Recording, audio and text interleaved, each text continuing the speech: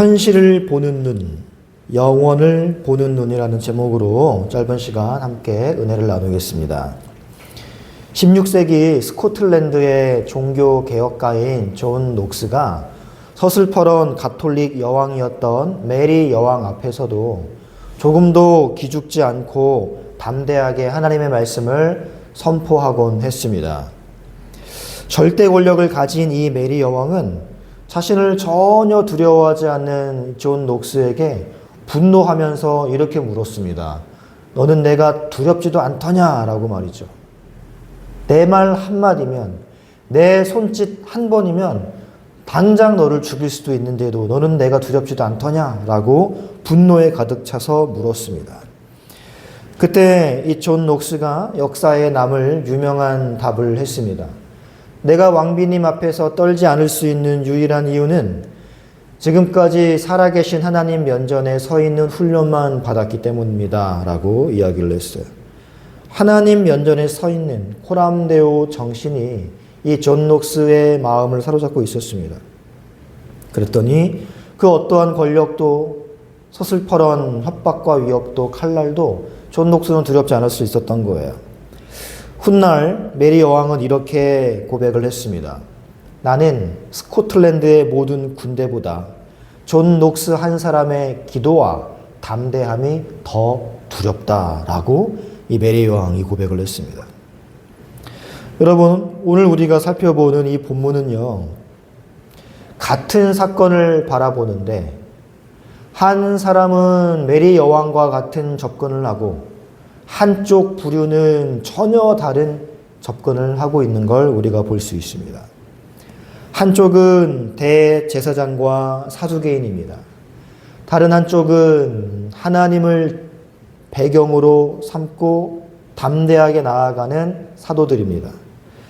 사건은 같은 사건이지만 관점이 다르다는 걸 우리가 포착할 수 있습니다. 한쪽은 눈에 보이는 현실만 바라보고 내가 이 현실을 어떻게 정리할 수 있을까만 고민하지만 다른 한쪽은 하나님께서 행하시는 일을 바라본다라는 거예요. 오늘 말씀을 통해서 하나님을 아는 존재와 하나님을 알지 못하는 존재가 어떻게 극명하게 차이가 나는지 살펴보고 싶습니다. 첫 번째는요, 우리가 생각할 것은 세상은 하나님의 역사를 전혀 보지 못한다라는 거예요. 볼 수 있는 눈이 없습니다. 오늘 본문 17절 가보십시오. 17절에 보시면 대제사장과 사두개인들이 시기심이 가득해서 사도들을 옥에 가두었다라고 이야기하고 있습니다. 그들은 이 사도들을 가두기만 하면 복음도 멈출 거다라고 착각했습니다. 그러나 하나님께서는 그들의 생각보다 크신 분이셨죠. 19절 말씀 보세요. 어떤 일이 발생합니까? 주의 사자가 밤에 옥문을 열고 끌어내었다라고 이야기하고 있습니다. 하나님이 직접 개입하신 거예요. 사도들이 스스로 탈출한 게 아닙니다. 사람의 힘으로 빠져나온 게 아니에요. 하나님께서 옥문을 열어주신 겁니다.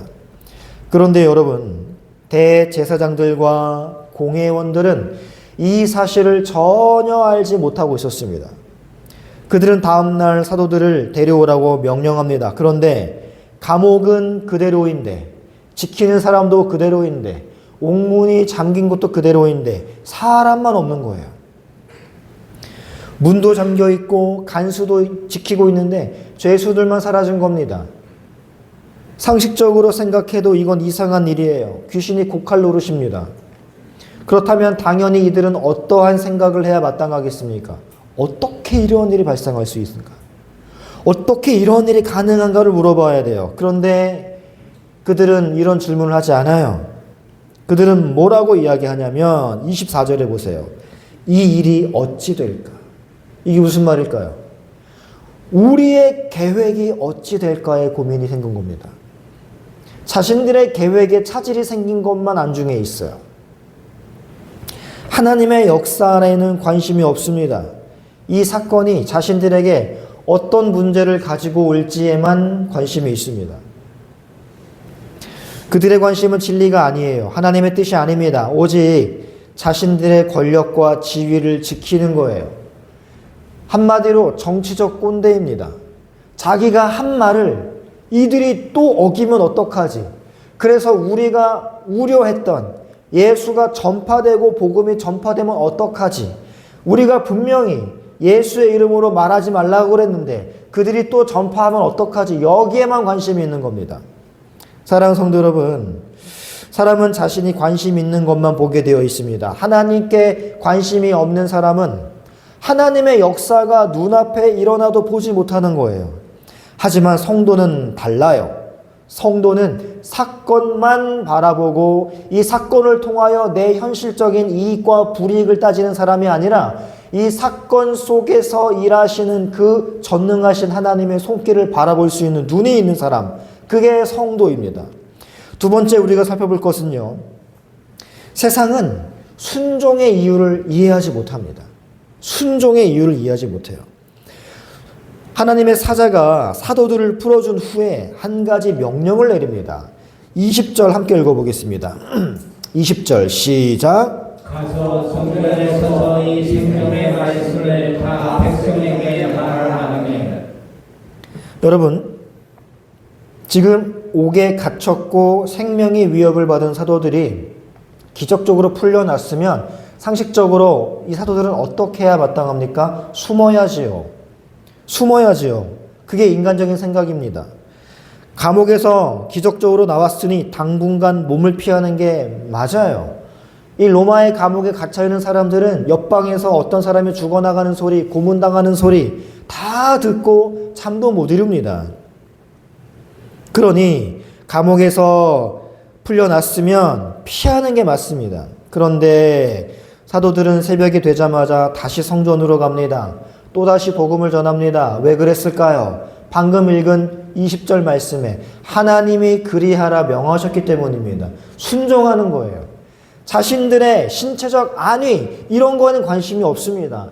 또다시 잡혀와서 고문당하면 어떡하지? 차디찬 이 감옥 바닥에 착고를 차고 양발을 다 벌리고 묶여있으면 어떡하지? 이런 걱정이 있는 게 아니에요.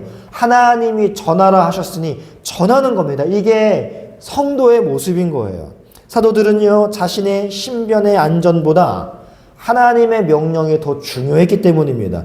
하지만 여러분, 대제사장들은 이것을 이해하지 못해요. 자, 이들이 풀려났어요. 신비한 방법으로 풀려났습니다. 그런데 이들이 또 성전에서 복음을 전파하는 거예요. 그렇게 위협을 하고 살해 위협을 하고 협박하고 실제로 감옥에 가두고 했지만 또 전하는 거예요. 그러면 이 대제사장들이 궁금해하는 것은 무엇일까요? 무엇이어야 하겠습니까? 너희들 왜 그렇게까지 하느냐? 이게 궁금해야 되지 않겠습니까? 분명히 내가 경고했는데 너희들 두렵지 않느냐? 목숨을 잃을까 봐 두려워하지 않느냐? 이런 거를 물어봐야 되지 않겠습니까? 그깟 복음이 뭐라고 목숨 걸고 이러느냐? 라고 말이죠. 여러분, 초대교회가 로마의 핍박을 받을 때 로마의 군병들도 신기해하고 궁금해했어요. 저 복음이 뭐라고 저렇게 목숨을 걸까? 나중에는 이 로마 군사들이 변하기 시작합니다. 나는 도저히 저들을 못 죽입니다. 근데 여러분, 이 대제사장들은 관심이 하나예요. 너희들 도대체 왜 그러느냐? 복음이 얼마나 너희에게 소중했으면 이렇게 목숨 걸고 하느냐? 이게 중요한 게 아닙니다. 그들 중요한 건 이거예요. 28절 보세요.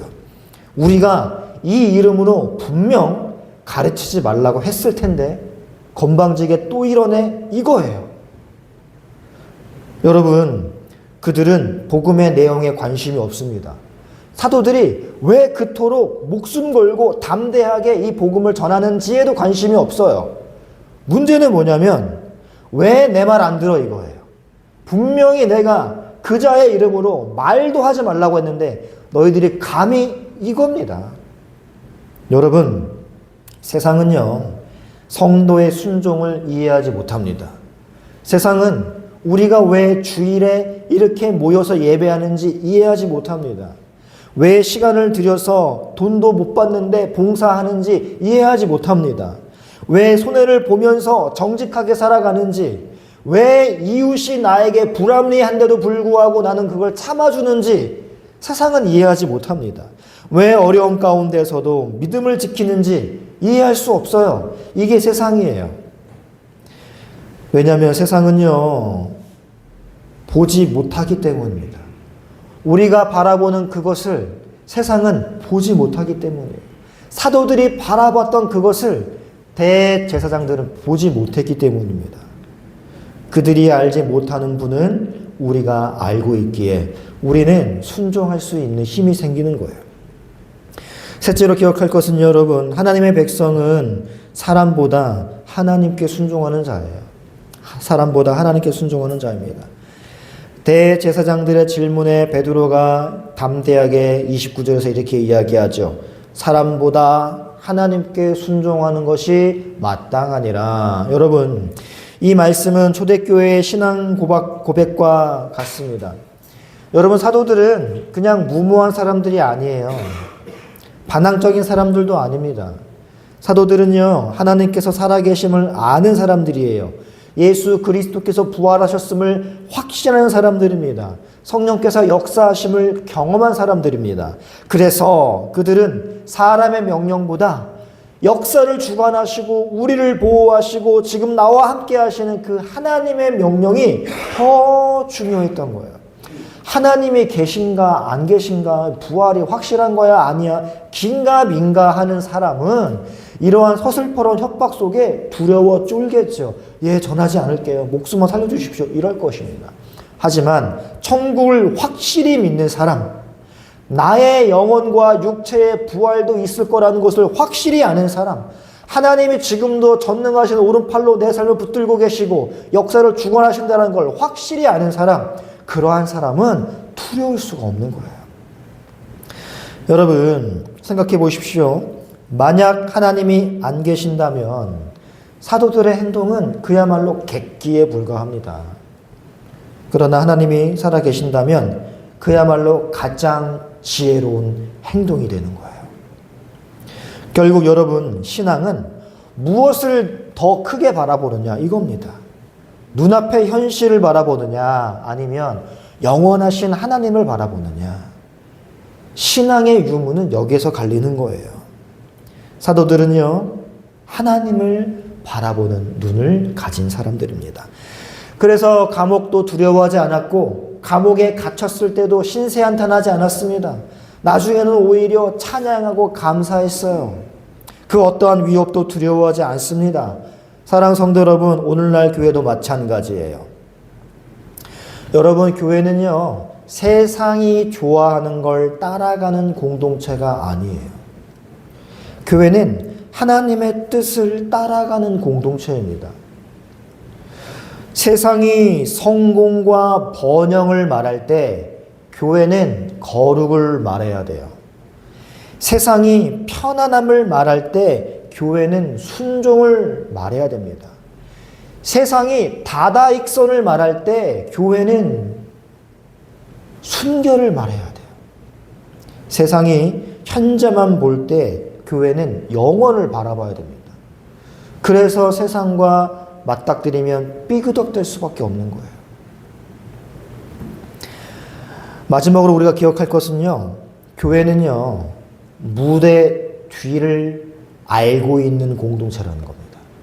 무대 위만 아니라 그 무대의 뒤도 알고 있는 공동체가 교회예요. 여러분, 뮤지컬이나 연극이 상연될 때 관객들은 무대 위에서 화려한 조명을 받으며 연기하는 배우들만 바라봅니다. 그 배우에게 환호하고 그 배우에게 분노하고 그 배우의 감정이 이입되어 눈물을 흘립니다. 악역을 맡은 배우가 주인공을 핍박하면 관객들은 땀에 손을 쥐는 게 아니라 손에 땀을 쥐며 분노하죠. 주인공이 고난당할 때 마치 자기 고난인 것처럼 괴로워하며 눈물을 흘립니다. 근데 여러분, 무대 뒤의 사정은 달라요. 무대 뒤에는 이 모든 대본을 쓰고 연출한 연출가와 기획자가 있습니다. 이 연극을 도와주는 스태프들이 있습니다. 악역 배우가 주인공을 괴롭히는 것도 연출가의 치밀한 계산 속에 있는 것이고, 주인공이 고난을 겪는 것도 결국 마지막 반전과 해피엔딩을 더욱더 빛나고 더욱더 돋보이게 하기 위한 연출가의 의도라는 걸 무대 뒤에서 일하는 사람들은 알고 있다는 거예요. 무대 뒤를 아는 스태프들은 무대 위에서 그 어떠한 비극적인 장면이 연출되어도 슬퍼하거나 절망하거나 당황하지 않습니다. 왜냐하면 마지막 커튼콜 때 주인공이 승리하며 박수를 받게 될 결말을 그들은 이미 알고 있기 때문에 그들이 바로 교회란 말입니다. 교회. 여러분, 사도들은 이 무대의 뒤를 알고 있는 사람들이었어요. 하지만 대제사장들은 무대 위에서 펼쳐지는 상황만 본 사람들이에요. 그래서 그들은 권력만 받습니다. 여론만 봐요. 하지만 사도들은 이 권력과 여론을 초월하여 이 모든 걸 주관하시는 하나님의 손길을 바라보는 거예요. 하나님의 이 연극과 뮤지컬의 각본을 본 사람들, 이게 사도들이며 이게 교회라는 것입니다. 그래서 그들은 당황하지 않는 거예요. 그래서 그들은 자신의 자리를 지키려고 순종하며 나아갔던 것입니다. 대제사장들은 자신들의 이익을 지키려 했지만 사도들은 하나님의 나라를 증거할 수 있다면 이 세상에서 잠깐 누리는 이 모든 이익, 혜택 다 버릴 수 있다라는 각오가 되어 있다는 것입니다. 교회가 바로 이러한 공동체예요. 교회는 하나님의 감동적인 각본을 읽은 사람들입니다. 우리는 세상의 흐름만 보는 사람들이 아니에요. 우리는 역사를 주관하시는 하나님의 스토리를 아는 사람들입니다. 우리는 보이는 세상만 보는 사람들이 아닙니다. 보이지 않는 하나님 나라를 바라보는 사람들입니다. 그래서 교회는 세상이 줄 수 없는 소망을 말할 수 있어야 돼요. 세상이 줄 수 없는 위로를 전할 수 있어야 돼요. 세상이 알지 못하는 복음을 선포할 수 있어야 돼요. 세상으로 하여금 이렇게 드라마가 슬프고 이렇게 뮤지컬이 슬픈데 너는 왜 울지 않니? 이렇게 절망적인 내용인데 너는 고통스럽지 않니? 라는 질문을 받을 수 있어야 돼요. 교회가 우리가 품고 있는 소망에 대하여 궁금해해야 되는 것입니다. 세상이. 말씀을 결론 내리겠습니다. 사랑하는 성도 여러분, 오늘 본문은 우리에게 이렇게 질문하는 거예요. 우리는 무엇을 보고 살아가고 있는가? 세상처럼 사내들인 공예처럼 대제사장 무리처럼 눈에 나타나는 현실만 바라보고 살아가고 있습니까? 아니면 그 현실 배후에서 역사하시고 각본을 쓰셨고 연출하시는 하나님을 바라보고 있는가? 성도는 이미 각본을 읽은 무대의 뒤를 알고 있는 스태프들입니다. 성도는 그래서 영혼을 바라볼 수 있어요. 성도는 그래서 이 장엄한 서사와 후반의 대반전을 준비하시는 그 하나님을 경외할 수 있는 거예요. 사랑하는 성도 여러분, 대제사장들이 사도들을 가두고 위협하며 자신들이 무대의 주인공인 줄 알고 거들먹거릴 때 진짜 인생의 기획자이신 하나님은 무대 뒤에서 이미 부활과 승리라는 완벽한 시나리오를 진행하고 계셨습니다. 사도들은 그 무대 뒤에 시나리오를 알기에 감옥 안에서도 위협 앞에서도 당당할 수 있으며 목숨이 위협받는 상황 속에서도 순종하여 성전에서 복음을 전파할 수 있었습니다. 세상이라는 무대 위에서는 잠시 고난의 배역을 맡을 수 있습니다. 하지만 그럴 때 낙심하지 마십시오. 우리 인생의 완벽한 연출가이신 하나님께서 마지막 승리의 커튼콜을 언제 올리실지 준비하고 계시기 때문에 그렇습니다. 그러므로 여러분, 하나님의 시나리오를 알고 있다면 세상처럼 살지 말자고요. 눈을 들어 하나님을 바라보는 우리가 되기를 바랍니다. 우리의 시선을 땅에 두지 말고 하늘에 두시기를 바랍니다. 그리고 사도들처럼 사람보다 하나님께 순종하는 게 마땅하다라는 것이 우리의 삶의 가치관이 되었으면 좋겠습니다.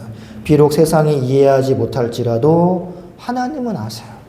하나님은 기억하십니다. 마침내 우리가 주 앞에 서는 날 착하고 충성된 종이라 칭찬받을 수 있는 우리 모두가 되기를 말씀으로 축복합니다.